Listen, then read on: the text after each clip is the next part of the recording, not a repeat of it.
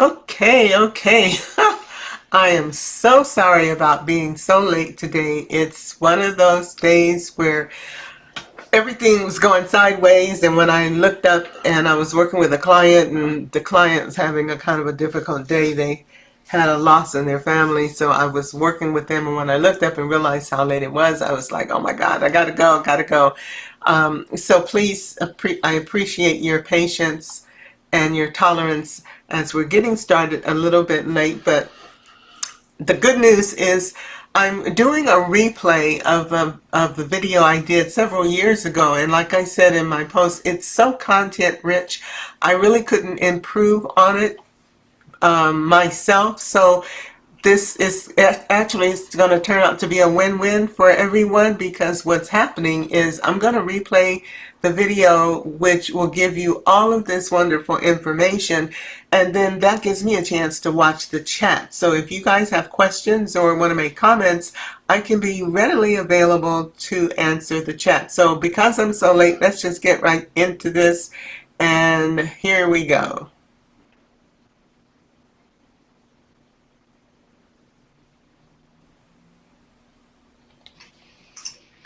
All right. Bear with me, everybody. I'm going to be getting used to this, though, because you guys don't know it yet, but I'm going to be doing more webinars on my own. That's part of the change that's coming as we're moving into doing evening webinars for you all, but that's later.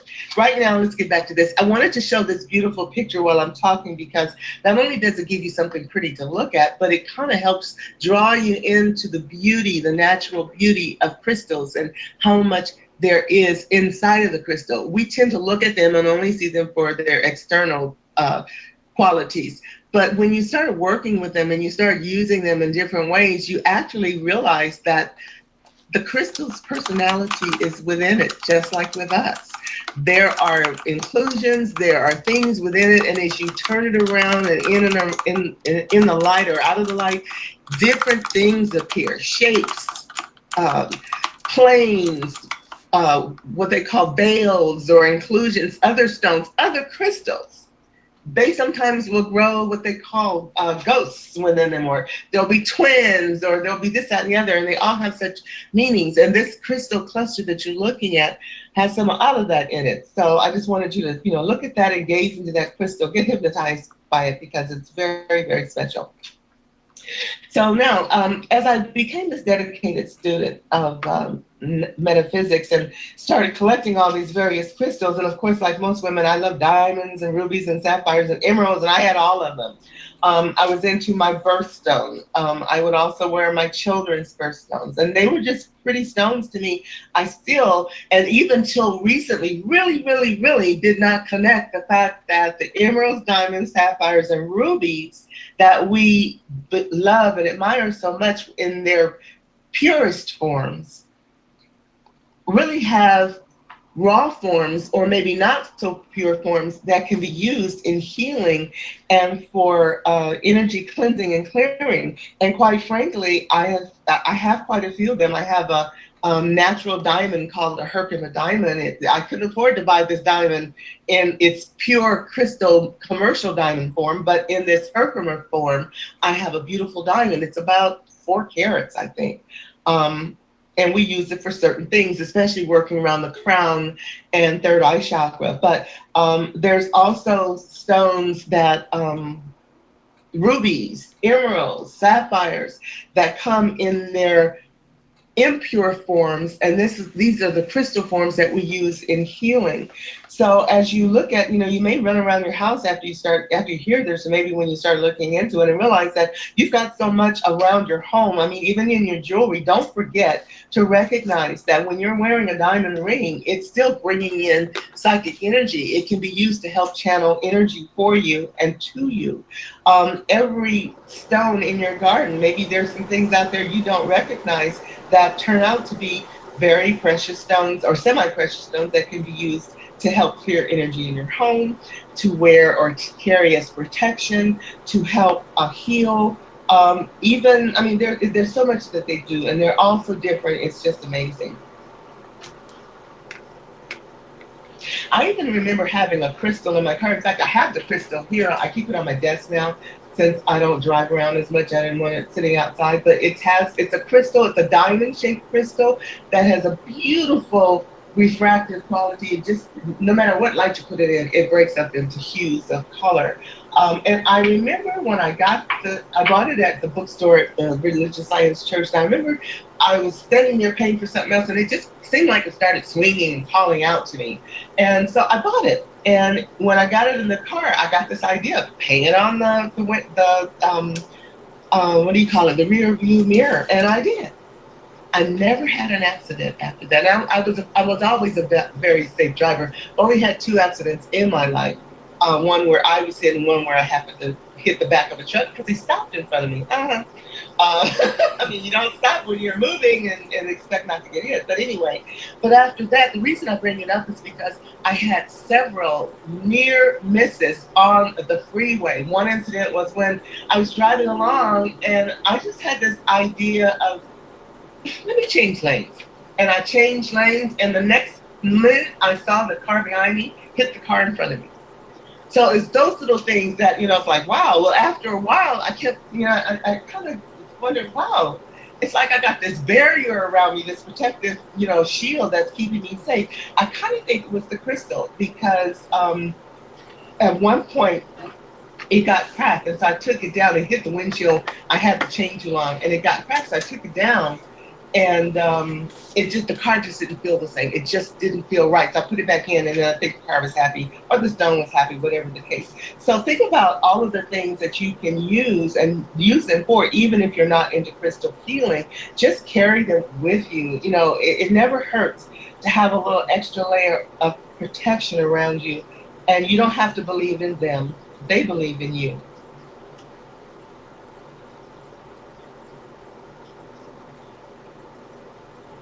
As I started studying the crystals and made what I call the crystal connection about a year ago, the timing is right. It's just one of those divine timing things because this had been around me for years, but it never really resonated with me. And once it did, it was like the world opened up. Somebody opened up the floodgates, and I was just overwhelmed with all this energy and all this knowledge and wisdom. And I got sucked in just like anything else when when it resonates with you. And I knew it was the next stage, the next level of my journey, of my path. So I went ahead and said yes to the universe. And boy, has it said yes to me. Because in less than a year of just starting to work with these and really understand and get to know who they are, I started making grids. I started using them for various situations. And I tell you, they work. It's just amazing. I still sometimes just only shake my hand and I go, no, is that really a result of what I just did, or that I set this up last week and what have you? But I tell you, it's really been amazing. So I'm very, very encouraged to keep doing things and experimenting. And one of the new things that I'm experimenting with is drinking crystal water, and I'll get into that in a minute. One of the things that has happened as a result of this journey with crystals is my psychic ability is increasing. I'm more in touch with my tarot cards, my angel cards. When I'm doing my readings, I'm actually feeling more connected to the divine guidance that's coming through. Even though I had these crystals for years, and I used to love to pick them up and really never, never connected anything special to them. I certainly never really felt any energy. I just liked the way they looked or the way they felt. But since I started working with them and opening up to them, I'm starting to feel energy. When I meditate, sometimes I use them to meditate, and when I hold them in my hands, I can feel like a tingling in the palm of my hand or maybe around the fingers where one of the stones may be touching. So I'm kind of feeling what the whole thing is, like Mother Earth, like Spirit, like anything else. They are always there, always have been, as far as we are concerned.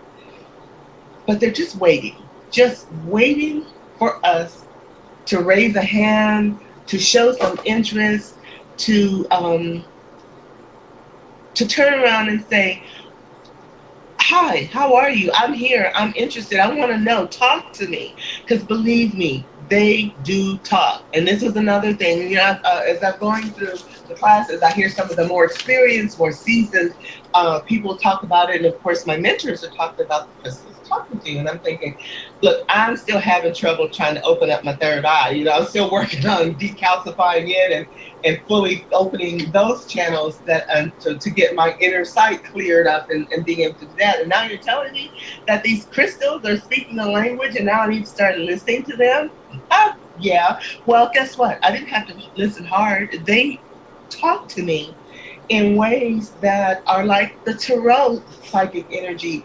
It's something that is a language on a very different level that if you are open to hear and you are receptive, you will understand. So as I'm moving forward with all of this new energy, all of these new experiences, I'm really excited about the potential of what it's going to bring to me because now it's kind of like discovering metaphysics all over again for the first time. And for some of you, I think you know how wonderful that is. Now, one of the things that my mentors have taught me, and this is something when it comes to the talking to the crystals, when you have them, and I noticed, my crystal collection grew kind of fast, and it grew to a point where I have the critical, essential ones in my inventory. And I guess now, I think I told you guys a few weeks ago, I have some 35 or 40 different crystals. Well, I had 3 other orders show up this week and one that's coming today because as I'm working on my third eye, I had to pick up a couple of different crystals for the purpose of working on clearing that vision. And Stan, I know you're here, and there are several other people that have talked about not having that clear inner vision. So I'm working on it. And as I mentioned the other week, when I get results and see how it works, how to tweak it, to get it to work, if it works for me, if I can do that, I will definitely let you know. And we can do the healing remotely. The one thing about crystal healing, just with everything else metaphysical, there is no time or space. You can do it here or there, depending on what your intention is. Just like the tarot cards or the angel cards, it's all psychic energy and it gets stronger as you use it. And did I mention that they sing? And one thing I have to tell you guys, I see you guys are putting comments in the box. Keep doing that. When I get through talking, I will start to read the comments and address your comments there. But I can't do both, and that's the biggest thing right now. So I want you to just kind of spend, just be present with me, and let's work on this as we do together. And let me figure this out. This is also going to be good for me when it comes to doing the evening shows. All right, now I need to find my controls. There they are. All right, crystals. Getting into the actual work of crystals. They are basically crystals and minerals. They're the same thing. Crystals are the hardened version of the minerals, and every crystal contains minerals. So without the crystals are the structure that takes place as they are forming, and this is what determines that it's a crystal versus a stone or a mineral. They're created and grown by and inside Mother Earth. Although some crystals do grow outside Mother Earth. Salt crystals are one, sugar crystals and honey and things like that. They do grow above Earth, but most of them are grown within the Earth. They start out as liquids flowing through the soil, the earth, the sedimentary levels. These fluids, which are usually water, contain certain mineral combinations, and as the fluid seeps through the earth, it encounters openings like cracks and air pockets. The fluid then flows around the opening, creating a wet layer that eventually tends to dry and harden and forms a hard crust, which creates what we call a geode. It looks like a rock. In fact, sometimes you may find geodes laying out and around in your yard or on the beach or anywhere, maybe especially when you're out walking in nature. You can identify them. They look kind of like a white crusty or light gray crusty rock. Oval or egg-shaped, because egg-shaped is a universally accepted sign of fertility in life. So if you see something like that, you can pick it up, and if you break it open, you'll find the crystals inside. And it's always like a surprise, because you never know. You can't tell from the outside what's growing inside. Over time, these geodes geodes, as the moisture, the fluids still continue to seep into this out sedimentary layer, the geode will start to create crystals from the drips and drops of fluid leaking in. The crystals start at the base along the geode and grow towards the center, hardening along the way over eons of time. Depending on the mineral combination of the water, that's what determines whether we get an amethyst, a diamond, a tigerite, a malachite, a quartz, or any other of the crystals that grow. And some crystals share minerals together where within a certain geode you may find a combination of crystals like amethyst and citrine tend to grow together. um, there are other combinations like chrysocolla, turquoise, and malachite. Now, these are very hard rock looking stones. They don't look like crystals, they're not clear. And most of you know what turquoise is. And malachite is a very dark green stone that has lighter green bands of color running through it. And chrysocolla is another speckled green blue kind of rocky stone. But they grow together in copper mines. So they tend to be a what do you call it? The side product, the byproduct of copper mining. And wherever you find copper, you will find these other stones and other variables in some, in certain quantities, depending on what was the major mineral in the water as it was forming. Most crystals form within solid earth, but as I mentioned, there are others that form above earth, and then there are the ones that form in caves and caverns. Now, this is where we get into some of the really magnificent stuff, some of the things that we see on National Geographic, or when you find big pumpkin stones in a store or on display somewhere. They generally will find them in a cave because the mining techniques that are used when they get copper and other minerals out of the earth tend to be destructive. And so if they're blowing up a mountainside to get to the mineral ore or the precious ore that's there, explosions tend to destroy crystal formation. So we end up with this scree pile, which is where they will go and pull out pieces of the crystals that are broken off. And they can use these to tumble and refine down to make the pretty jewelry pieces we see, or they can be laser cut or shaped in ways that will give us the common stones that we see every day. But they all start out, as something part of a bigger vein of something in the earth. In these caves and caverns, we find these gigantic crystals that have been forming for hundreds of millions of years. Many of them are what we call sacred earthkeeper crystals. They're very special crystals that can be huge as buildings. I mean, and when I say huge as buildings, there's a video I found on National Geographic video I saw a long time ago. It's a National Geographic one that really, really takes you into the heart of one of these selenite caverns with these huge building-sized crystals. I think one of them they were talking about is like 4 or 5 feet in diameter, but it was 10 stories tall, weighing like 60 tons or some incredible amount of weight. It's just that they are special. They've grown so big and so huge, and they're down in the earth. And one of the things they talk about in these caves where the crystals radiate energy. And in these caves where they are, it's so hot. Of course, it's hot down in Mother Earth too, but there's so much energy radiating through these crystals that the scientists have to wear fireproof suits. They can only stay inside the cave or inside the crystal area for about 10 or 15 minutes. I don't remember what temperature they said it was, but if you can only stay in a fire suit in a place for 10, 15 minutes, it's pretty hot. Pretty hot. But these crystals support the earth. When we talk about the earth's energy grid and all the power and its aura and the magnetic field, they are all generated through the crystals, which is why they are so important.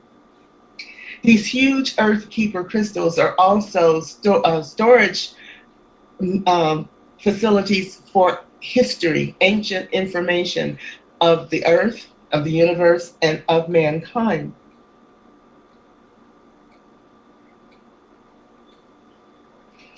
Let me go.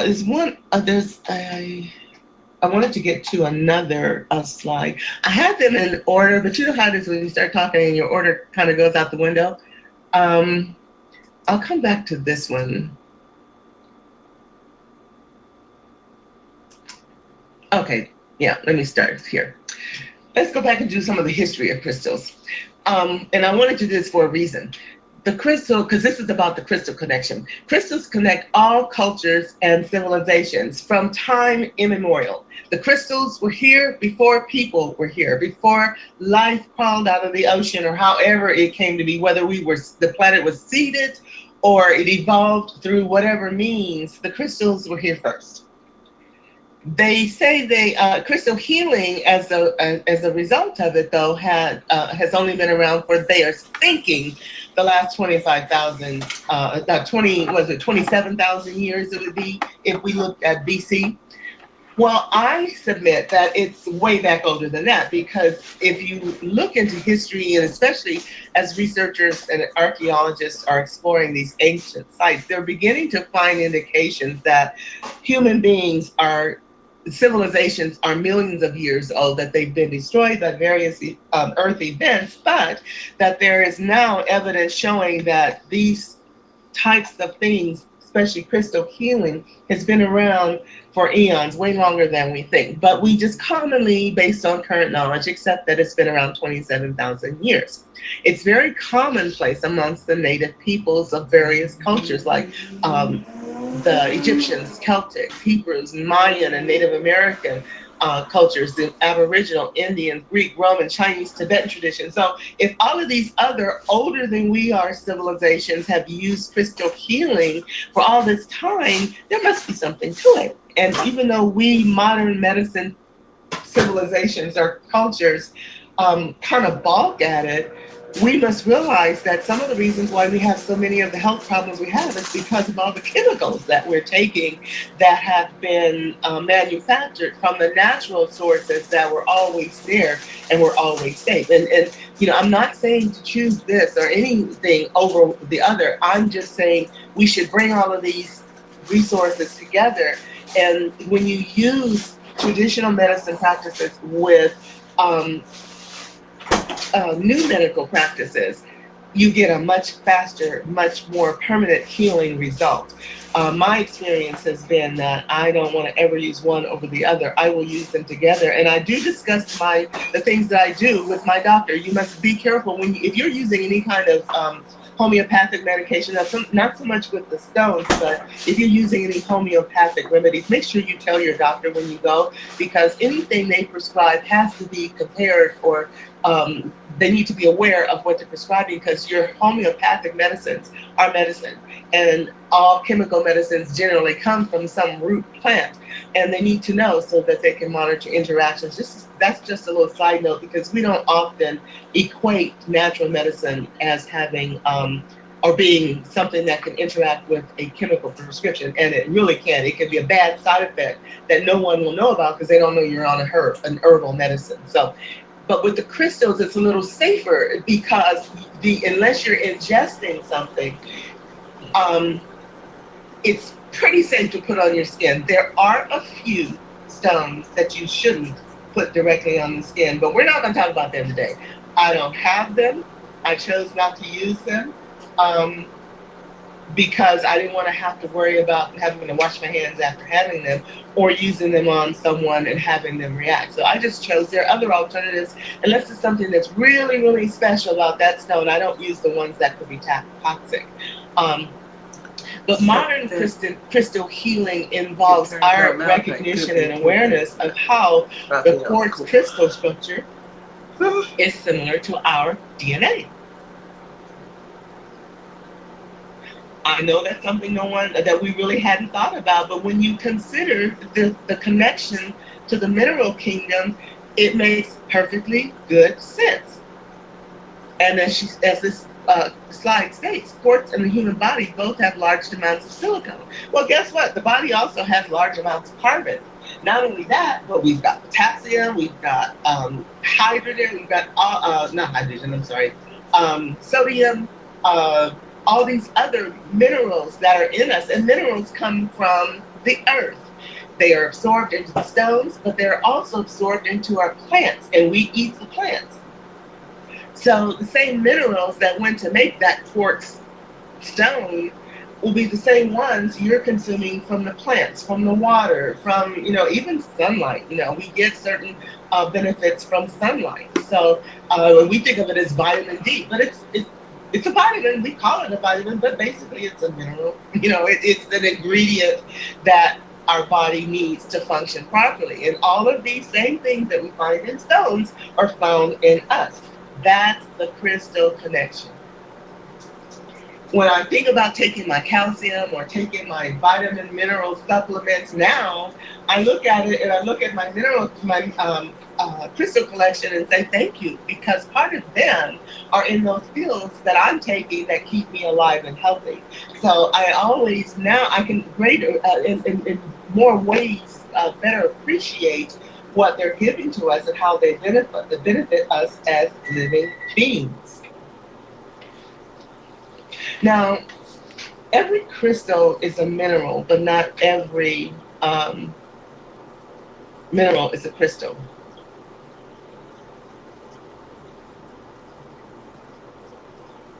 So let's look at what the crystals are.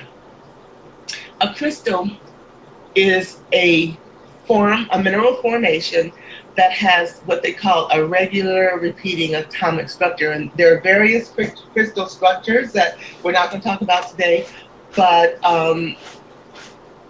scientifically speaking, this is what differentiates the crystals from the stones or the minerals, because it's a regularly repeating structure that fits something that we recognize as a geometric form. The crystals are capable of absorbing and transmitting light or energy.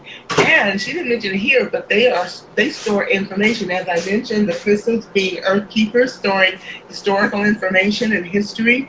Well, some of the crystals that are out in the market, some that have come to people or whatever, are what we also call wisdom keepers, I think they're called. I think that, and there's another name, I can't think of it right now. But they're smaller versions of the earth keepers. But you can identify them, and you don't get them very often, because the people who mine the crystals and who market them have come to understand how to identify some of the sacred crystals that they come across. So you very seldom really find one unless you go to a crystal a show, mineral stone show, like the Tucson show, where the distributors are all there selling wholesale. But it's a crystal that has what it looks like a little triangle shaped nick in it. When you get one of those, that's an indication that this is a wisdom keeper. It has information stored in it, and certain people who are sensitive, who have this ability, can retrieve that information. Now, according to what I've learned, they say everybody has the ability to access it, but not everybody can. And I kind of look at that as saying, that whole concept of you can't access what you don't know is there. So when you're not open and when you're not looking and you're not focusing on being more aware or more in touch with the universe, with the earth, with yourself, with your inner voice, you won't be able to access this information because you don't have not the awareness, but you also don't have the tools. You've not refined your skills enough to be able to listen. Now, I think I've gotten lucky when I was doing my first ordering, and I think I bought one of those wisdom crystals. It's a crystal with a little tiny triangle in it.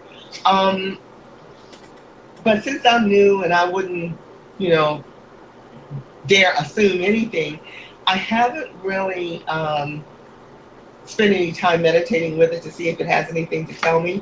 But one of the things that I remember from my mentors too, and I think I was going to mention it a little while ago when I was talking about the crystals talking to you, they tell us that when we're using them for healing or to create something, because you can use crystals to manifest, not just heal, but for anything you want, anything,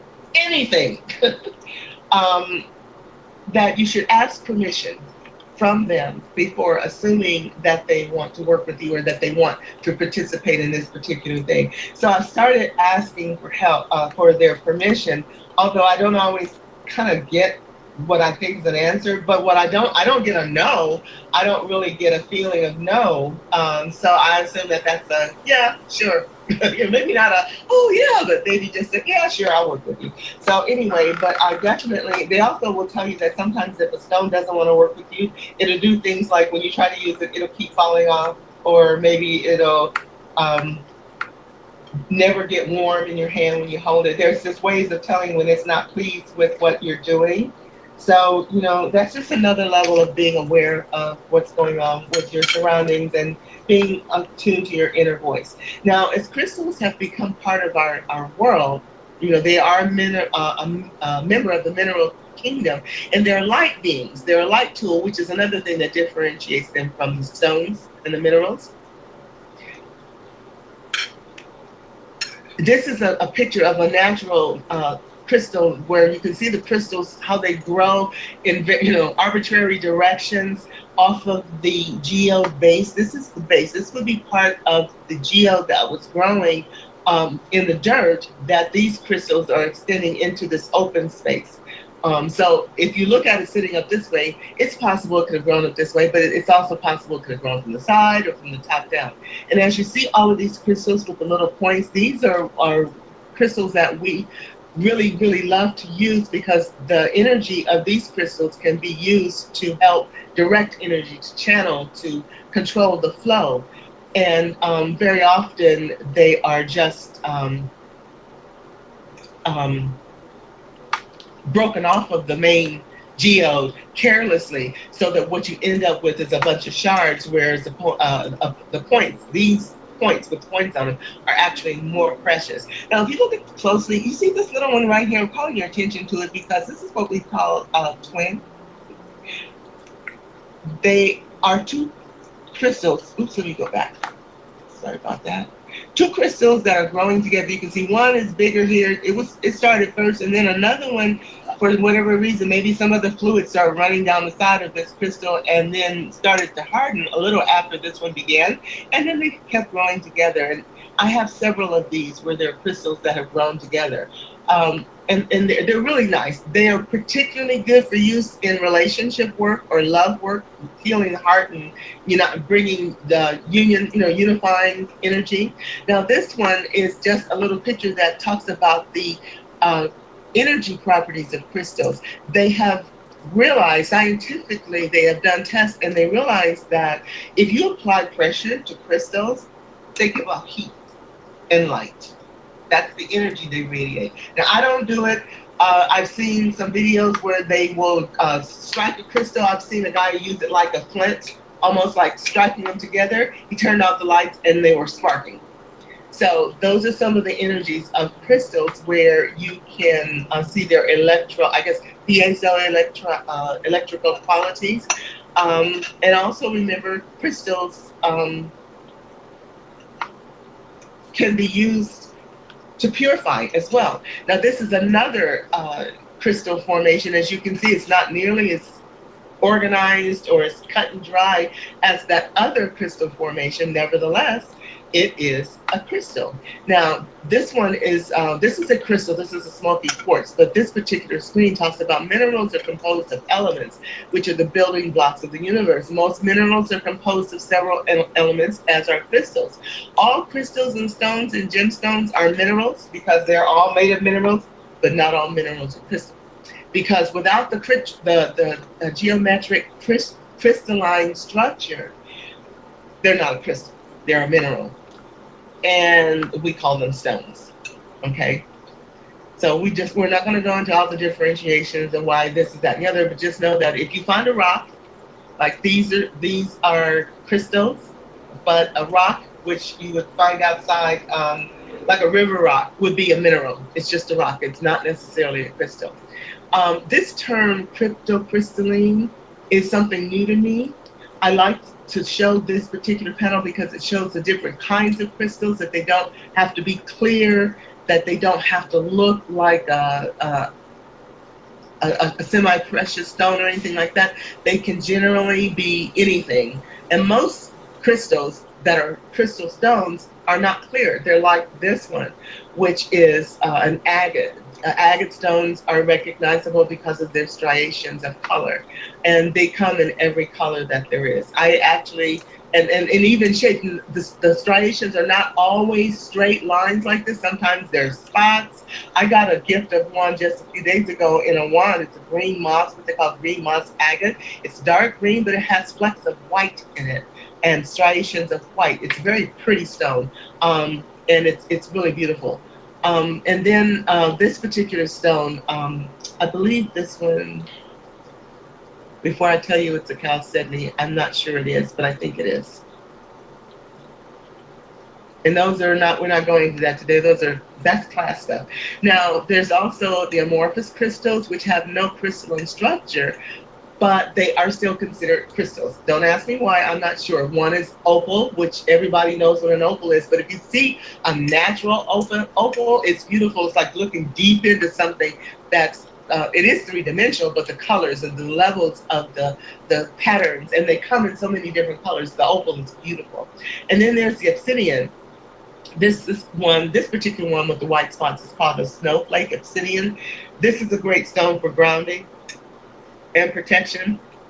Basically, it's a black rock. Gemstones. These are the gemstone quality stones. They start out as rocks, and once they tumble them or polish them, cut them or whatever, they turn them into the gem quality stones you see here. But most of them start out in something like this. This one looks like it might be a citrine. It's also what they do with them will also determine their value. The precious gems are exclusive to diamonds, rubies, sapphires, and emeralds. The funny thing, what I've learned recently though, is like with the Herkimer diamond, it's not the precious quality diamond, yet it is a diamond. And the rubies. Rubies come in stones that if you didn't know what you were looking at, you have no idea it's ruby. It can be a pale reddish purple pink that's not clear at all, that may have some other things in it, and it's just kind of like almost a mauve-y pink colored rock. I've seen rubies that grow with something called, I think it's rhodochrosite, and the rubies are the pink color, but the other stone surrounding it is green. So, if you're out there and you see a rock or a stone and it's got some pretty colors like a pink or maybe dark blue or something in it, green in it, don't automatically assume it's just a rock. It might, it may not be a precious stone, but it certainly could be, something that you could use for your personal health and healing. And then, of course, we get into the semi-precious stones, which are like the amethyst, the rose quartz, peridot. Some of the other stones that we are very fond of are birthstones, things like that. But they're not necessarily what we would call gem quality. A stone, although these terms are interchangeable, is a non-metallic mineral. In other words, these two are not what a stone is. These were minerals. Pyrite, and this is hematite. You've seen those black stones that look kind of silvery black, and some of them may have a magnetic quality to them. Those are called hematite. Hematite are good for grounding as well, and so is this gold pyrite. Those are very, very strong energy stones. Use them for areas, the low-level chakras or areas around your feet and legs. Organic minerals are also used in crystal healing, and we get amber, which is like, amber here, seashells, which I mentioned, and pearls and things like that, although pearls fall under the semi-precious category, but seashells can be used in crystal healing, amber. Now jet, it mentions jet here. Jet is a very black stone. It's a flat black, kind of looks like this in a way, but it's a flat black stone. And then amber, they're all natural stones made out of some kind of organic material. Now, these are sample crystal grids. I'm using these to kind of show you some of the things that you can do with a crystal grid with the crystals that you can put in a formation to channel energy to create something wonderful. Ooh, look at that. I need to correct that. Typing too fast. These are some sample crystal grids. You can take the stones that you collect and use them in ways to generate energy, to amplify energy, to break loose from stuckness, to get yourself moving forward. These two grids were made by other people, and the way things work, with the magic of the internet, we've discovered, or I should say, the people who've been in this for years have discovered that someone can make a picture of a grid once it's done, activated, programmed, and ready to work. They can take a picture of it and send it to you, and you can use that picture and get the same benefit that the person with the grid who made the grid would get from the actual stone. So that's a really, really big thing. It's just like doing long distance Reiki or any other energy healing. Everything is energy, no difference with the crystals. We just make a grid or make a picture and email it, and you can use it. This is a great grid that someone made for happy home, for maybe you would want to use something like this for blessing a home. These 4 blue stones on the corner, and I don't know why my mouse keeps disappearing. These 4 stones on the corners are angelite. They're good for bringing in angel energy, but also about peace and harmony and serenity, tranquility. They're also good for having speaking your truth in loving, gentle ways. And these white crystals are tumbled crystal quartz, and they're good for crown work, psychic work, also for peace and harmony. And because they're connected DNA wise, genetically to us, they're really, really good for using for anything connecting to the body or to work with the body. You can, and the square shape, the geometric shape of the square is one of solidity, stability, a foundation. So whoever wrote this, and I don't really know what the little note says, but whoever wrote this or made this could put this in their bedroom or in their living room, maybe to bring harmony and peace in. I created something similar to this. I don't have these 4 stones here.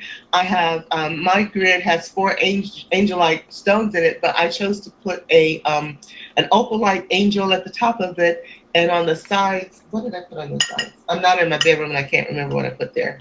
Oh, and in the middle, I put an apophyllite generator to send the air out into my the energy out into my room. I made a small one, set it by my bed because several months back I was going through some really emotional upsets about some stuff, and it was really disturbing my sleep, and I was having a hard time sleeping. So I set up this little grid by my bed, and I haven't had a problem with nightmares or any of that since.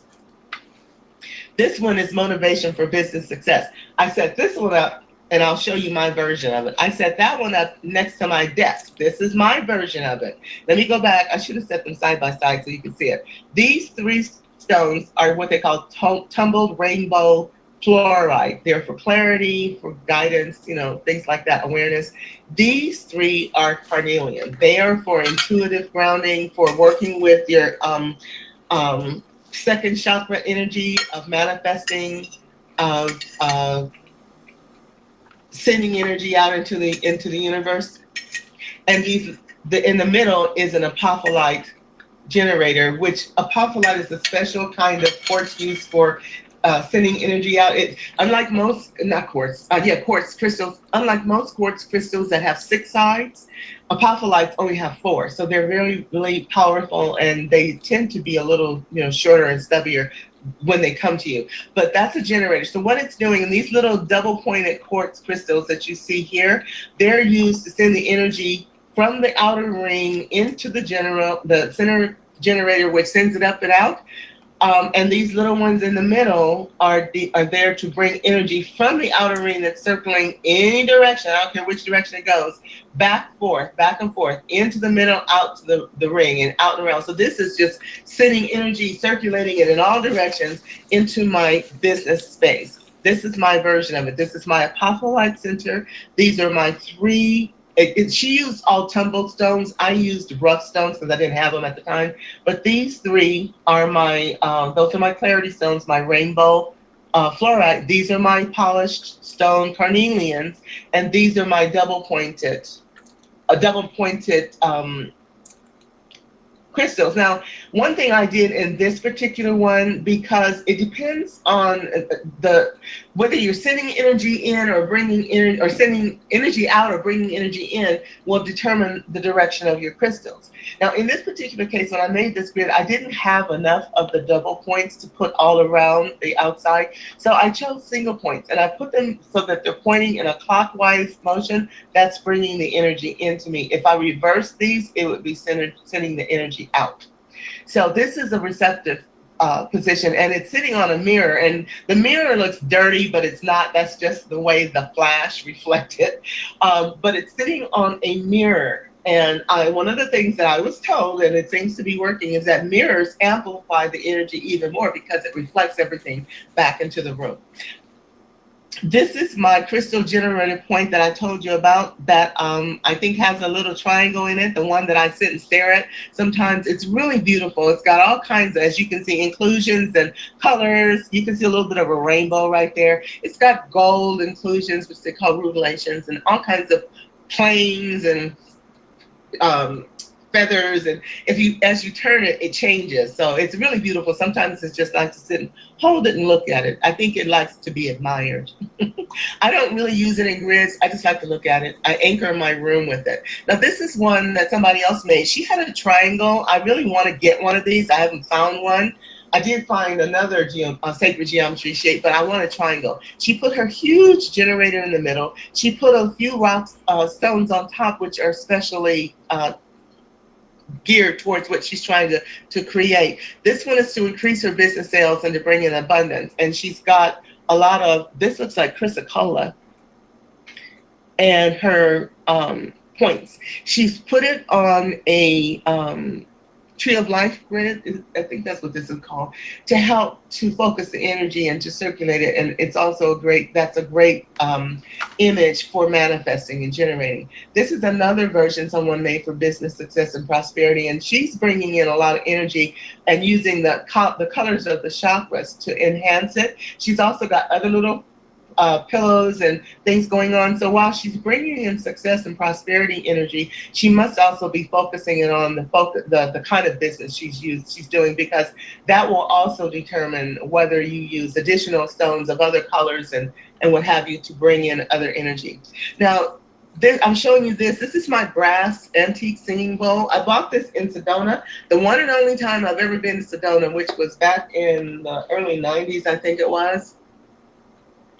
There was a little rock shop, antique shop, on the main drag there in Sedona, and I walked into the place, and she had about 5 or 6 of these singing bowls sitting there, and you see how kind of mottled and dirty looking it is. She said it was 400 years old.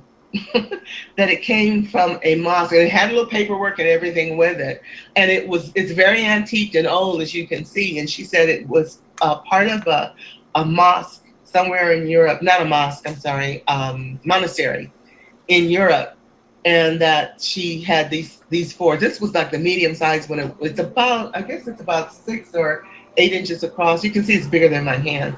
I use it to clean my crystals. When you're working with crystals, when you bring them into your home, if you buy them, or even if someone gives you one, don't do it. You don't want to do this if someone sends you a grid, or does a grid for you or sends you a picture. But if you buy new stones, or maybe you buy, someone gives you one, and they say, hey, I was thinking about you, I saw this and got this for you. You want to clean it before you use it or put it around your other stones, because crystals carry energy. They're energy generators and amplifiers. So you don't know who's handled it, what their energy is, what may be going on, and you want to make sure that you clean it to get the energy balanced and to make it ready to receive your energy and your intentions. You can clean crystals with sound. It is one of the safest ways to clean them, because other than that, you want to wash them or you want to do other things. And some crystals, you can't put water on them, like selenite, which is a beautiful healing energy generator crystal. I use it all the time for activating, but you can't get it wet. It will melt. And there are other crystals that will melt if they get wet, and others will do other weird things with fluids and all this stuff. So some that I know are okay in water, I will rinse them.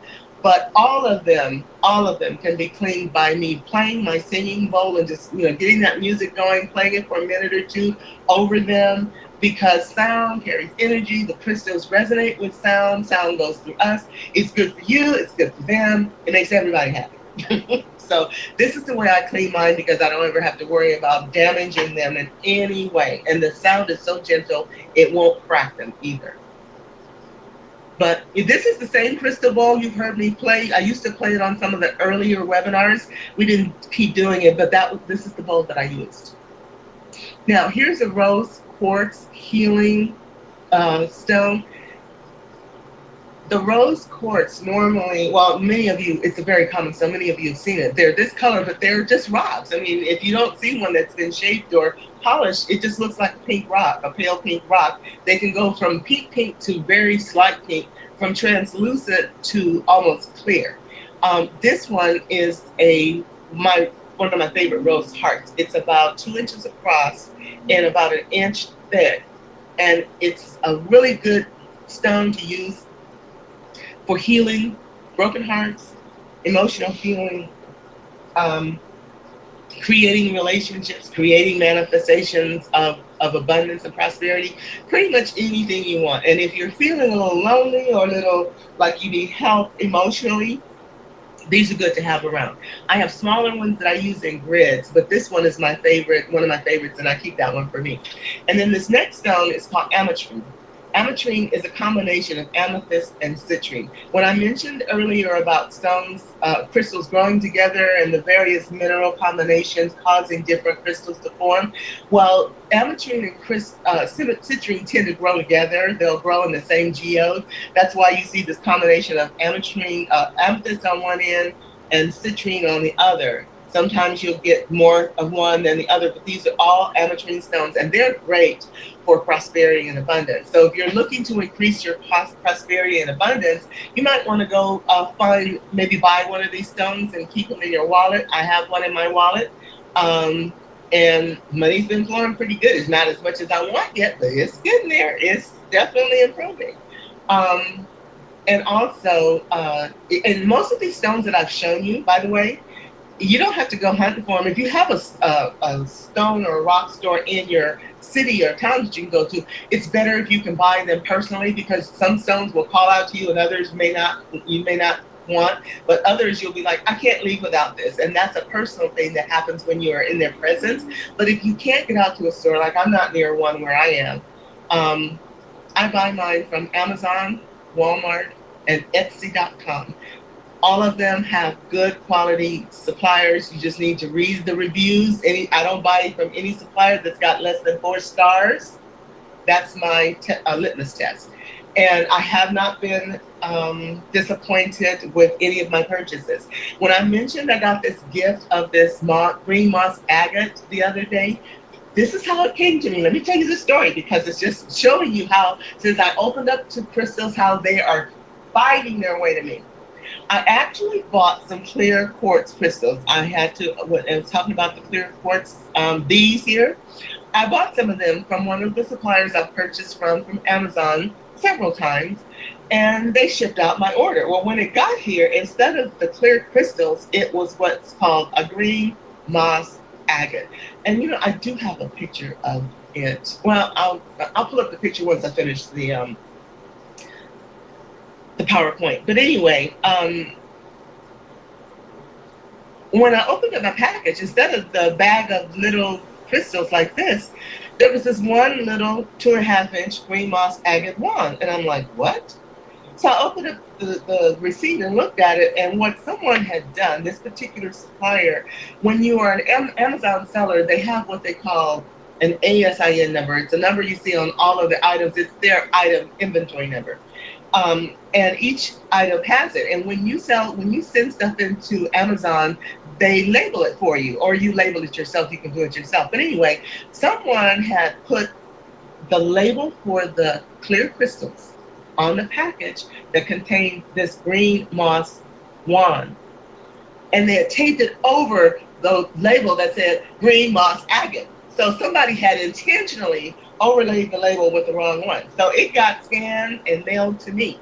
When I called Amazon to tell them I got the wrong item, and this little item was only like $9.95. So when I called and told him it was the wrong one and gave him the information and showed him what had happened, he said, well, what we're going to do is this. You keep the wand as a gift, because it's only, and I know they're thinking it's going to cost us more to mail it back than to have her keep it. So they gave me the wand as a gift, and they refunded my money so I could place the other order to get my clear stones, which are due to arrive today.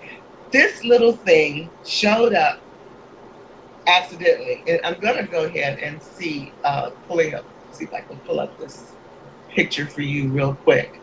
because I was so thrilled. It's so pretty.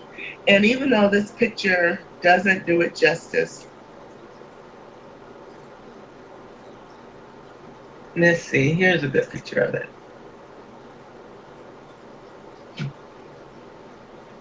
See how pretty that white is? And you can't, I had to take several pictures because it was just, I couldn't get the right lighting. I couldn't get the right coloring. See, this is down towards the other end. And this white spot, see how beautiful that is? This is I lay it on my computer, my desk by here, my computer, and I have these two sides facing me because they're the prettiest. But you can see the green coloring and everything in it. That was the gift that the universe sent me. And I appreciate it because it's good for working with heart issues, working with health, any of that. But the main thing is it's special. It came to me, and I know it wanted to be here. Otherwise, it wouldn't have jumped in my basket at Amazon. So other than that, I think I'm about at the end. Let's see, where did we go? Okay.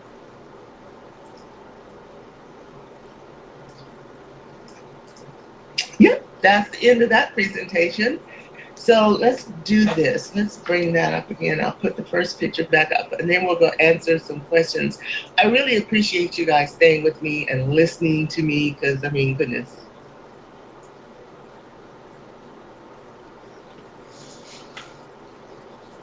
There we go. And now I can find my box again.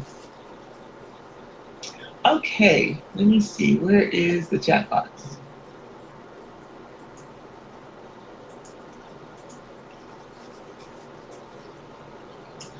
Here we go. Okay. So, I'm tired of talking, and now I'm going to go see what you guys want to know. When I say I'm tired of talking, meaning my mouth is dry, I think I need to drink some water. All right, let's start with Stan. He asked this question, made this comment early on. Oh, one other thing I wanted to mention. When we talk about stones and its relationship to us and our background and our history, did you guys know that, many of you have heard about the Hajj, the journey, the sabbatical that people of Muslim faith, Islamic faith, do. Many of you have heard about in your lifetime. It's like it's a special spiritual journey that they do once a year at Mecca, and they gather together in thousands, tens of thousands, and they all gather in this sacred space and walk around this building structure in the middle called the Kaaba. And it's there because it is believed that this is where Muhammad received his enlightenment and his information, and so it's become a very sacred place for them to gather. Back in 605 CE, which was actually he created this. He set up this place before he received his first revelations, but this is where they think he received them. But the reason I'm bringing it up is because there is this stone. If you look at pictures of it, and I want to bring this up real quick before I go further, because this is how we are connected. Where did I put that stone? I didn't put it in. Oh, well, I'll put it in the group. I'll put these in the group because I want to get to the questions. I don't want to spend more time with them.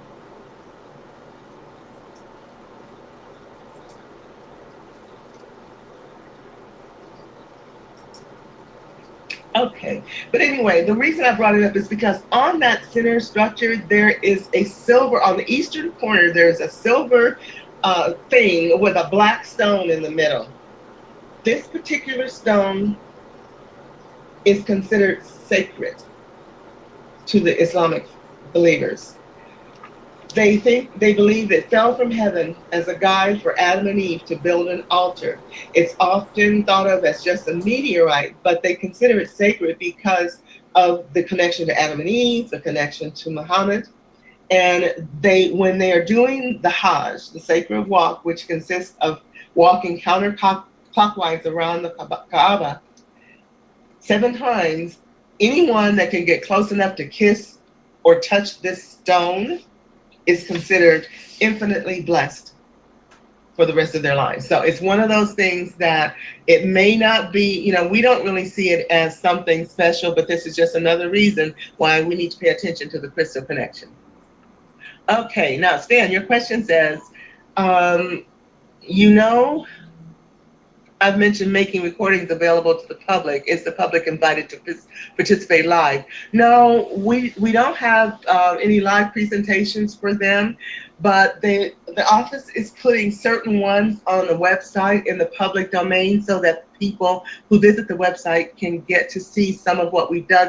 Basically, I think they're going to only use those from the office because they want to present information to potential students. They're using it as a means for marketing and to let people know what's going on.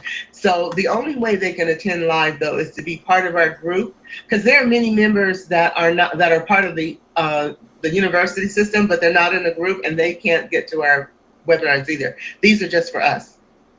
This is a special privilege, and you can only get it here. So if you want anybody, if they want to attend these webinars, they got to become a student and they got to join the group.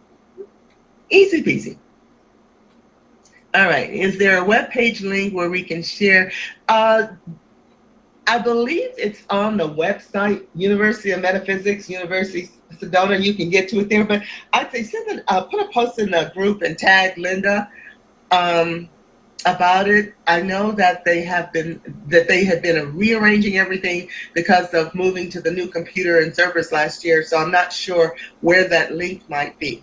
If you find it, if you get a link, would you post it in the group, Stan? Because I'm sure everybody else would love to see it. Oh, and Joe says peridot is also found in Sedona. Well, that's good. We can take Sedona peridot, but I would suggest leaving the Hawaii peridot where it is. Stan also says some Pharisees from the crowd to Jesus said, "Teacher, scold your disciples, tell them to stop." He answered, "If I tell you they were silent, the stones would shout." Oh, okay. It's from Luke 19:39-40. Gotcha. See, all you Bible scholars out there, I'm not one of you. I do have several Bibles, and we talked about that in the group the other day, but I'm not an avid reader. I did a long time ago, but that was then, and this is now. But thank you for that scripture. I will definitely pull that one out and remember it. But again, thank you for the answer, because when I was a kid, I used to always laugh like, how are the rocks going to cry out? What are they doing? Well, now, yeah, and they sing too. And if you have never heard a crystal sing, when you get a real good crystal, a nice, crystal piece, you can tap it a little bit, but if you kind of sensitize yourself to it, if you hold it up to your ear like a seashell, you can hear this real slight tinging, real high-pitched ringing sound, and it may shift a little bit, kind of like a ringing in your ear, may shift tones a little bit, but yeah, they do sing. Okay, John says, tiger eye works very well opening up one's third eye and hearing just subtle sounds. Yes, it does. I was also looking at, I have a whole bunch of information, stuff that I couldn't put on the webinar, but I may post in the group later on. Tiger eye, I found, most people are familiar with the golden tiger eye, the yellow one. Well, I got a blue and a red tiger eye. I have the golden one too, but the blue and red tiger eye is also very effective at using it to increase psychic powers and for grounding other areas in your body. Most of the stones all have multiple uses, which is why it's so important or so good to have a basic knowledge of what they do, because they can be used interchangeably, or maybe swapping one or two out if you want a certain emphasis in a certain area over something else. Hi, Michelle. No, you're not late, Michelle. You came in after the main presentation, but that's what the replay is for. And I kind of put out so much today, you guys are probably going to want to listen to the replay anyway. At least I hope you will. Now, John is asking, do you use crystals that also correspond to a person's rising sign and moon? Absolutely. The more you can correlate to things that are personal to the person, the more effective the treatment will be, particularly when you are doing healing of emotional and spiritual issues. Physical too, because of course physical illness or manifestations come from thought energy. But some stones will resonate with one person for a purpose, and the next person will come in wanting the same kind of treatment, and the stone won't resonate with them. So that's one of the reasons it's good to have several stones that do the same thing. All right. Hi, Reverend Dr. Marla. Having technical difficulty with the desktop, so I had to jump on another computer, create a second login. Good. I'm glad you were persistent. That means you really wanted to be here, and I'm glad you did.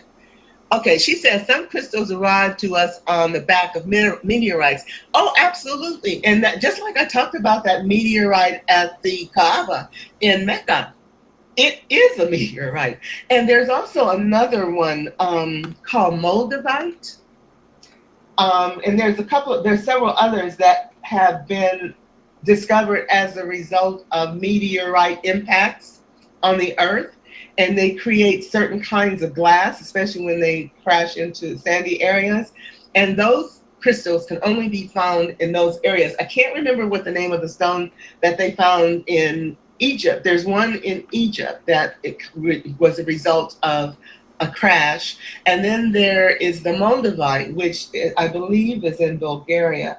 A meteor crashed in that area, a fairly large one, and created this huge crater, and around it, and in it too, I guess, the heat fused the surrounding soil into these green structures. It doesn't look like a regular crystal. It looks more like, you know how you were to, what's that thing? Kind of not like a spider web, but it's like a mass of lace or something.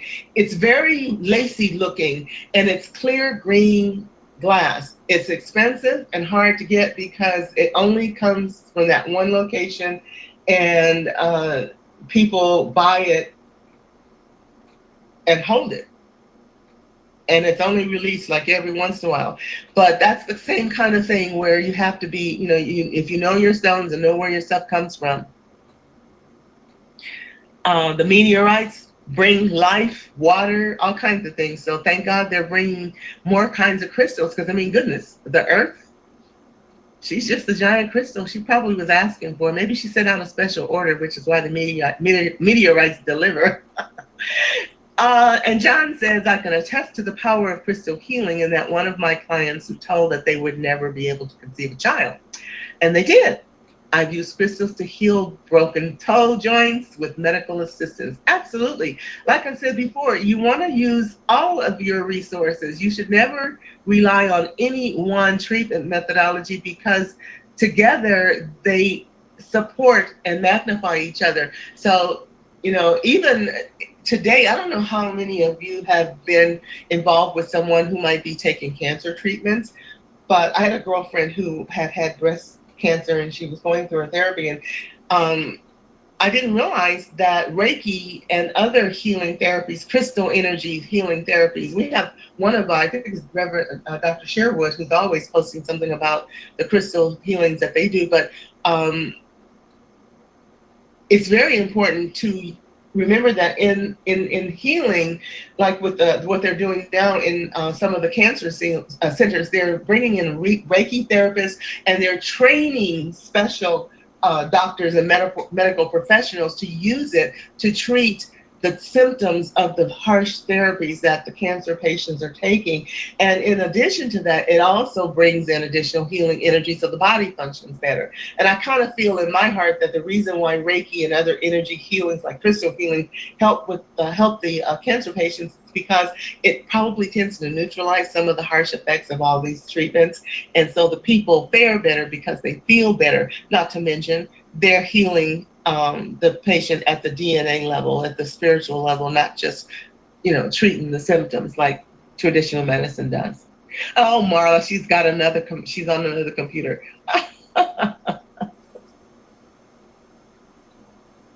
Oh, she's doing another parapsychology webinar. Yeah, talk about multitasking. I'd probably be multitasking too, except actually I am. I'm doing the webinar, I'm reading the notes, and I was also doing research while I was talking to you guys. John says, I strongly suggest that we start using you talking to me? Using my wisdom crystal, start within 3 minutes, Second week 6, build to 20 minutes over time. You will then receive. Oh, oh, okay. Really? That's easy. All right, I will start working on that because I like working with that little crystal anyway. It's so pretty. He also says, I found the smoky quartz crystals are an excellent seal to use after chakra balancing. Yes, they are. And it's something to remember when we're working with crystals. We're talking about energy, and energy is in flow. So when we're working with crystals and we get them all charged up and they're flowing and we're flowing, it's important to do some kind of closing at the end to try to, to seal the energy, to make sure that it doesn't create a leak or some kind of other imbalance. Marla says we can use crystals and tarot spells, which are a type of tarot grid with crystals. Absolutely. And I had to kind of stop and think about what I'm doing as I'm creating grids. I'm not really doing spells, although I believe in white magic because I always talk about work the magic of your affirmations and manifestation practices. So it really is just another tool in the toolbox. So I guess you could say casting spells would be creating manifestation programs or a love potion program or anything you want to do. So I have to, like I said, open my mind so that I think out of the box and get rid of some of the limited beliefs and structures that everything used to fit in. So thank you for that.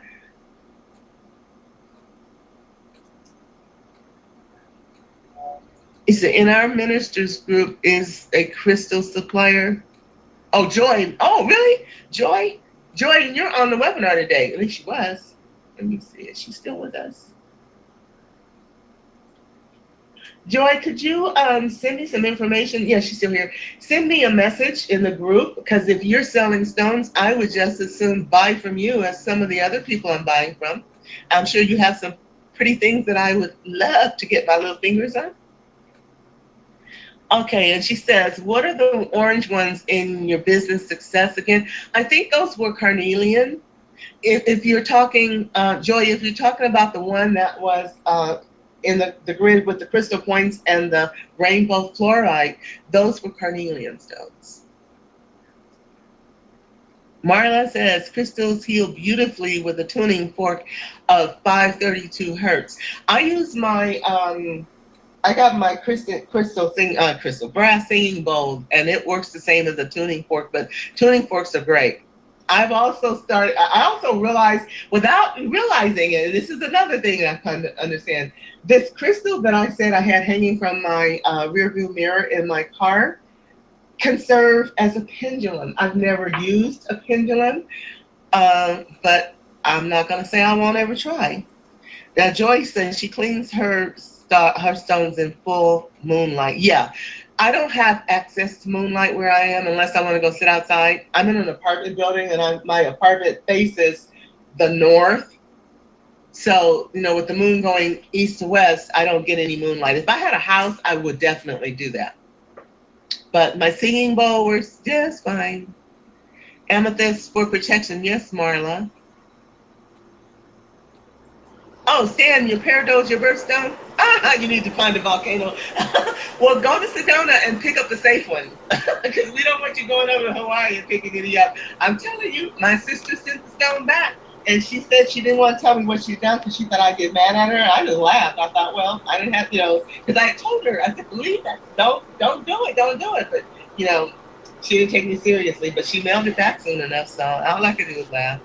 Hi, Sharon. Is there a way to see other attendees in the webinar? I used to be able to see the attendees and questions. I believe there may be on your little control panel on the right, there may be a box that says attendees, and you can click on that and open it up.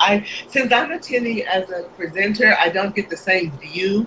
You know what I'm going to have to do? I'm going to have to go in and set up a test so I can come in on the other side to see what you guys see. I haven't been on a webinar recently, and I don't really remember what it shows. And I know the Mac and the PC's menus are different. So we'll have to figure that out later. All right, Stan, funny question. If I'm laying down meditating, should I put the stone on my forehead? If I'm working on my third eye? Yes, absolutely. In fact, I have, maybe I'll post out, you know what? Let me post that in the group because I have a picture of a grid. I'm working, I actually purchased a opening my third eye study program from one of my mentors. And I just finished going through it the first time, and so now I go back so it makes sense.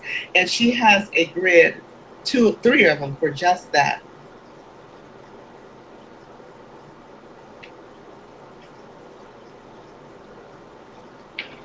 I'm writing myself a note. That's why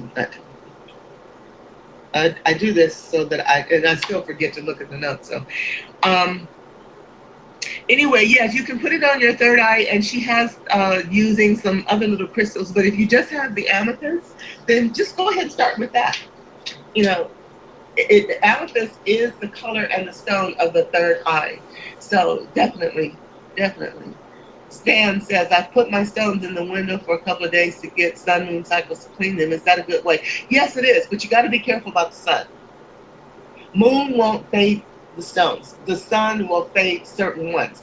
Keep your rose quartz and your fluorite stones out of the sun. And it's a couple of others, I believe, calcite stones and things like that will fade in the sun, which is why Joy uses moonlight to clean them. You know, and I'll tell you something about the crystals too. Once you start working with them, they change. I know it doesn't make sense, but I told you they're alive. When I first started studying, and one of the mentors had mentioned some of the people said the same thing, and I was like, oh yeah, right. But they do. Depending on your energy and how, I guess, how you receive them or how comfortable they feel with you, they will change. They may appear like for instance, I ordered some raw amethyst and some raw citrine from the same seller, so I'm kind of feeling they probably came pretty close to coming from the same lots. um, I had ordered them a few days apart, so the citrine came first, and I was really happy with it. It had nice golden color, and I knew it was raw stone, so I knew it would have some of the rough stuff around it. And a few days later, my amethyst showed up, but when I opened the package, they were gray, literally bleached out gray, and I was very disappointed. So much so that I started to go write a comment and tell the seller that I was very disappointed with the amethyst because they were gray. But I put them aside, I cleaned them and put them aside and didn't really think much more about it for a few days. And when I went back to do something else and I looked down, I noticed they were more lavender than gray. And I thought, well, that's interesting. Well, now they're purple. I have one that I have sitting on my desk that is purple. They literally regained their color over several weeks. And I looked at them and I went, oh my gosh, they're right, they do change. That's when I really started paying more attention to them. And I've had others that have come in one situation or condition, and I put them aside for a few days and go back, and it's like, wow, you guys are looking pretty good. Even this little gray wand I got a couple of days ago, it was kind of dark, like you saw on the pictures when I first got it, but now it's a beautiful shade of dark green. I swear it looks like the color's lightened up. So I'm feeling it likes being where it is, and it's happy to be here, and we're glad to have it. So all right. Will the school be creating programs for? No, Kathy, the school does not have a crystal certification program. They don't have anything to do with crystals. This is something I'm doing for the group because I started to work with them, and we do have several crystal healers in our group. So it's very, very possible if I could get some of them maybe to work with me that we will do more webinars and get into more specifics. Because I'm telling you, it's an extensive um, subject that goes way deeper than I ever imagined. The two mentors that I have, one is, well, they're both educated, degreed geologists. So I really like working with them because not only do they have the metaphysical, spiritual applications, they are scientists. So they have the sacred geometric and scientific knowledge that complements their awareness of what they're teaching. So I really love working with them because you can ask them almost anything and they'll be able to answer you. I've even gotten into sacred geometry. I ordered 7 sacred geometry crystals a while back from India. They are beautiful. I keep them separate, and I'm still learning what that all means to start incorporating them into my crystal work as well. But it's so much more. Okay, and Marla says Moldavite found in the Ukrainian countries. Yeah, I think the one when I was reading up, the place I found was that it's Bulgaria, where the meteor crashed. But it's all in that same area. Stan says, do I have any recommendations for good places to purchase crystals, particularly? Yes. Why don't I send you a list? Because over the year, I have developed several. And you do need to pay attention to who you buy from. I use my intuition a lot to guide me, and I read the reviews because people will tell you a lot of things in the reviews that are important for knowing about the seller, but also maybe about that particular product that they're sending you. So where some might be okay for one kind of product, maybe another seller is better for something else. So, but I've had great luck with every single one. So I feel pretty comfortable that my intuition is on key. I don't mind naming and endorsing them. We don't sell crystals. Well, Joy does, and of course, if she sells crystals, we should, patronize her. Um, Joy, as long as you got good prices, we'll buy from you. I certainly will, because I'm all for supporting my fellow ministers. I'm all about that, even when it comes to helping each other with our healing services, because sometimes we are not our own best patient. In fact, more often than not, we aren't. So if we have a need, and we can use another minister to help us with that issue, it would bless everyone. All right, Stan is saying, how do I feel about crystal certification programs? There are a handful of crystal books on. Okay, well, if there are books on our recommended reading list, absolutely buy them and you can use them. I didn't even look at the list for crystal books because I didn't think there was any information about it because it's not in our curriculum. But now that you mention it, I'll go look on there because I am building up my library, and I do have a couple of books that I would recommend. I just can't think of the name of them. One of them is written by one of my mentors. In fact, I'm gonna see about taking her class later this year. As far as the certification, yes, if you're going to be doing healing and working with clients, I recommend that you do. It is worth every dime that you can put into learning it. I took a beginner's class first. It was a 2-month class, one class a week, but I learned a lot. Don't get me wrong. It was definitely worth it. I think it cost me about $200. And I learned so much. It's what got me looking for something more. And that one is Doreen Virtue's Crystal Healing Certification Program. I can send you that link. Then there is the one that I just finished, or I'm just finishing, by Ashley Levy. And her crystal certification program also gives you credits. There are a couple of organizations now that do certification ratings or that you can register with. And Ashley's program is ranked with that organization. So if you get her license, you can also use it if you say you wanted to go into work into a clinic or something. And then Hibiscus Moon is my other mentor. She's the person I discovered after I started studying with Doreen. I haven't taken Hibiscus Moon's class yet. She's the one I'm planning on taking later this spring or maybe in the fall. But Ashley has certain things that I like about her, and Hibiscus has certain things that I like about her. They do a lot of the same stuff, but differently. What I learned from Doreen's class has been enhanced with Ashley's class.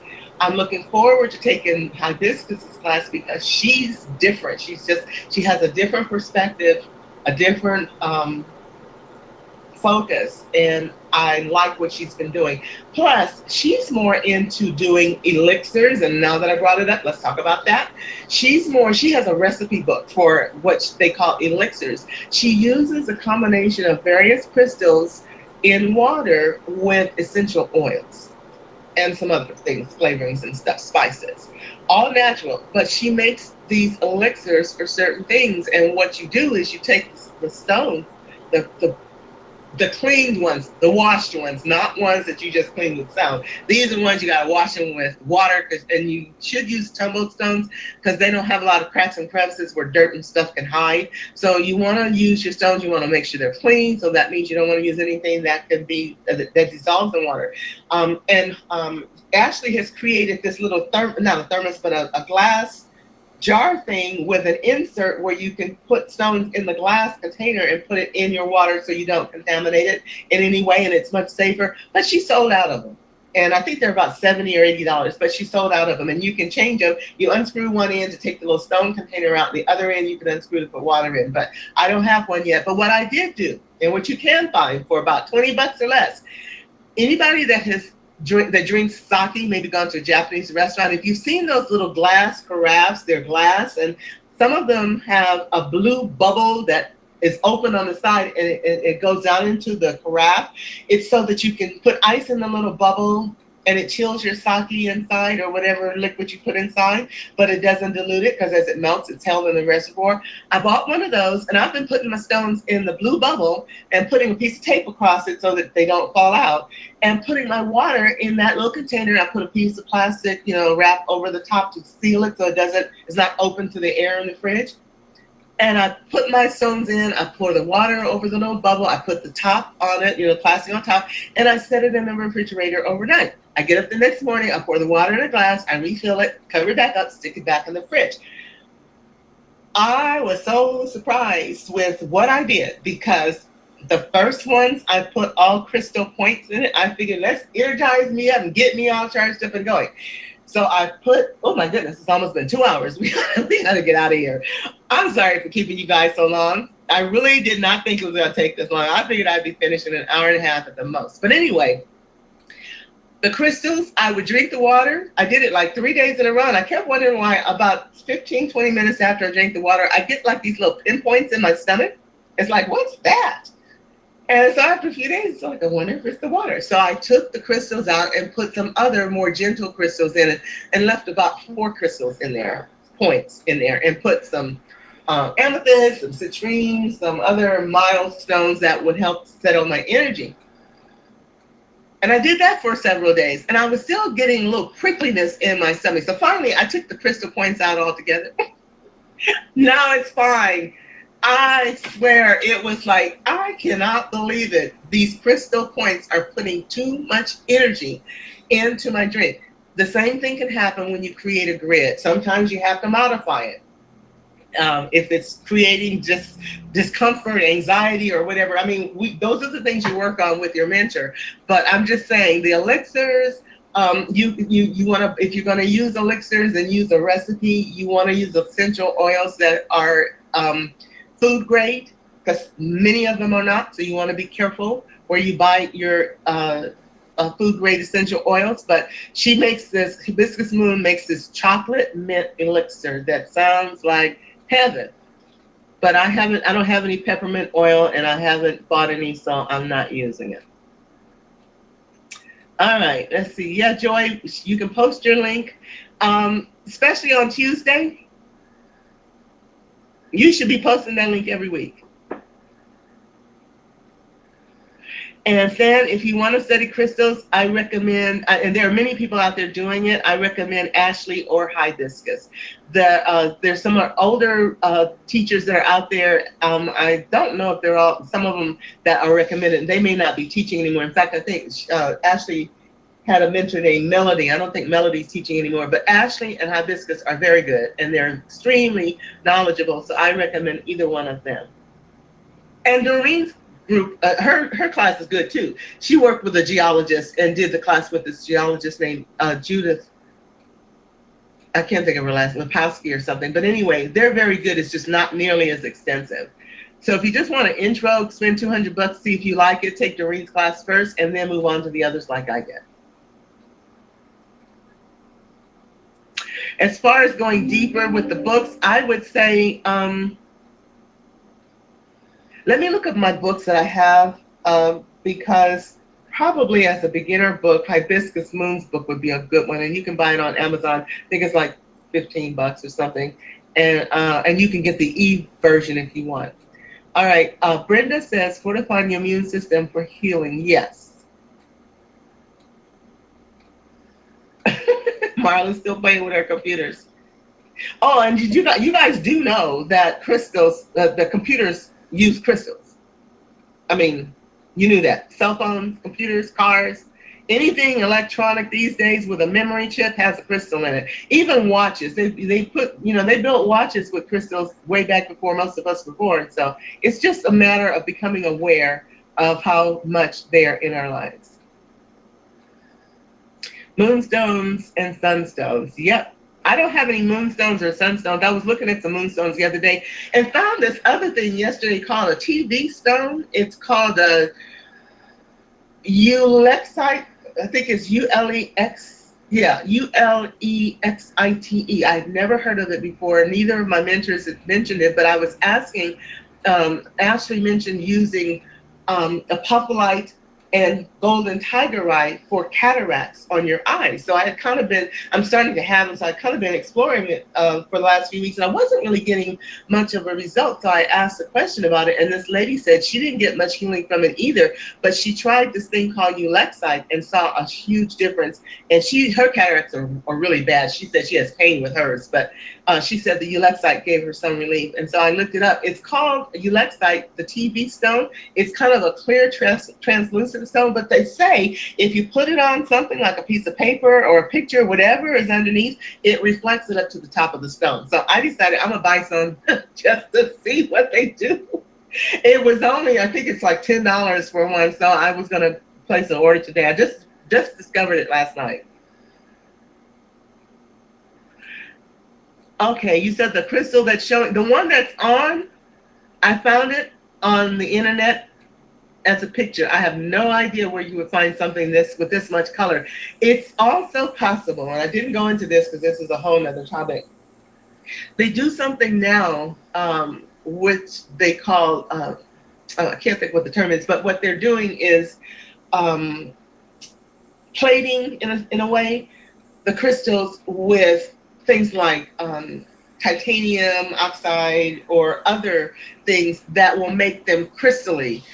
They call them aura crystals, and they're very pretty. I have a couple of them myself. I have some blue ones that are beautiful, beautiful energy. I use them in a grid for protection and breaking up some negative energy that was being sent my way. And I created a grid to kind of break up that energy. Boy, did they work that, along with some obsidian and a couple of other things, and boy, it just knocked it right out. I'm telling you, within 24 hours, I felt the attachments break, and I had been pulling the attachments out, not cutting them, but pulling them out to get rid of that energy, and I felt them break, and it's been great. And I have some more handouts that I'm going to put in the group page. I just didn't want to do it. I didn't have time to do it here. When you say, I wonder if this platform allows you to create a profile, I have no idea. But you know what? You can go to the help at the top of your menu here. There's a help link. You can go there and see if you can find something about it. I really don't know because, of course, I have an account since I'm a presenter. So now that I have talked your ears off, and we had 3 people that had to leave, and I understand that. Certainly understand it. I never intended to go this long, so please accept my apologies for keeping you guys all day. And because of that, we're not going to have time to open the mics. I just did the questions, and I kind of think we're going to have to leave it at that, so you can go and do whatever it is you need to do today. And if you all want me to do a follow-up on the crystals, believe me, I still have so much more I could share, and we can talk about doing grids, and maybe Joy and Marla will share some of their information with us. And if nothing else, from the as an attendee, because we can do it in the box, or I can open a mic and whatever. But I would love to get us more focused on using the crystals in our work, simply because it's the connection we need to really understand and make for our spiritual work and our spiritual energy as we flow through the planet, through each other, and the universe. All of this is energy, and this is just another tool in our tool chest or basket that we can use to enhance our practice and deliver more service, not only benefiting those that we work with, but benefiting ourselves. So yeah, if you want me to, let me know. make some noise in the group, and we'll set something up. Maybe for the next not too distant future. Actually, could follow up next week because as Cindy's out of town this week, we hadn't even set up next week. But if not next week, then we can do the week after. Just let me know, okay? Is there any other questions that you guys have before I shut this puppy down? I love this. I love this. I'm so happy that we did this, you guys. As you can tell, I'm so excited about the crystals. I can't stand myself. Yes, Anita, Love is in the Earth by Melody is an excellent reading book, Stan. In fact, her book is on my list to buy. Isn't that the one, though, that that may be the book that's out of print? Because you can do a search on it, Love is in the Earth, because there's one book that we've been looking at. Maybe it's a different one. We've been talking about how to get cheaper copies because it's out of print and the only ones that are available are over $100. So unless you're serious, they say it's worth it, but unless you're a serious crystal healer or want to really get serious about doing crystal healing and clients and stuff, I would say you probably don't need to spend that much money on the book unless you just want it. But the other books that are out there are very good. But I'm looking into getting that one. I think I found a used copy someplace that wasn't quite that much, but I haven't decided to buy it yet. Marla, thank you. Yeah, crystal healing and Reiki healing, I use them together. I've started, and also for those of you who want to know, you can use Reiki to clear your crystal energy too. Reiki is a great way to cleanse and empower and energize and reprogram your crystal. So if you're a Reiki healer, use your crystal, your Reiki on your crystals and watch what happens. I think that may be why some of mine are waking up the way they are, because I use the three main symbols, but I use I use Raku, and I use the not the Tibetan, the